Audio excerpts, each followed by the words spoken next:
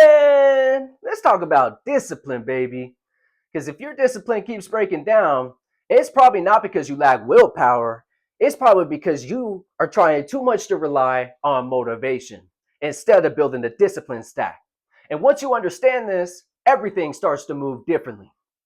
Most people, they treat discipline like a mood.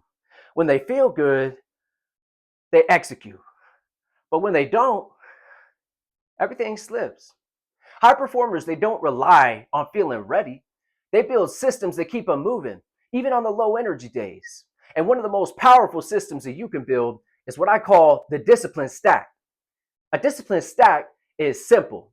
Instead of relying on one big push of willpower, you layer multiple small supports that make follow through easier.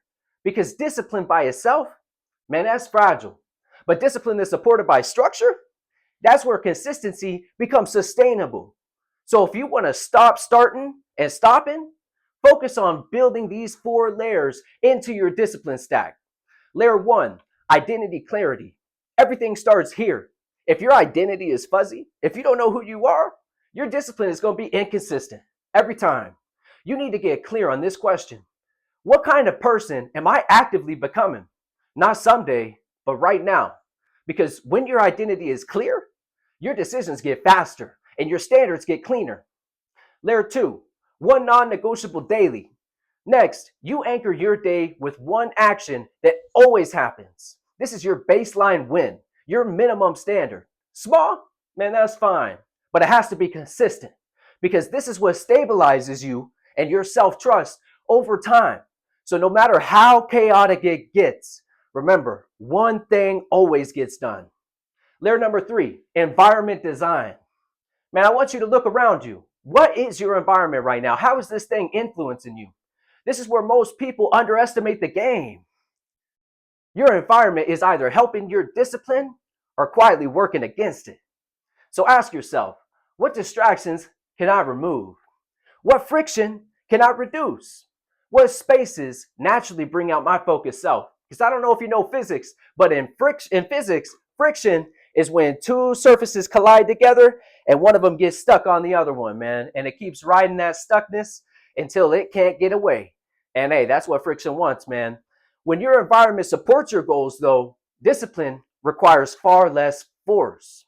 So when you're living in an environment that's conducive to who you are and where you want to become, what you want to become and where you want to go, you don't need that much discipline. You don't have that much friction. Everything in your life is super easy and fluid. Everything can flow. Layer number four, early momentum. Momentum early in the day changes everything. You get your first win early, whew. But if you let comfort win the first hour, the rest of the day, man, that thing gets heavier. But when you knock out one meaningful action early, sheesh, man, your nervous system shifts in forward motion. You win early, and the day tends to follow. So here's the big shift, right? Stop trying to become more motivated. Start becoming more structured because motivation fluctuates. Structure, it compounds.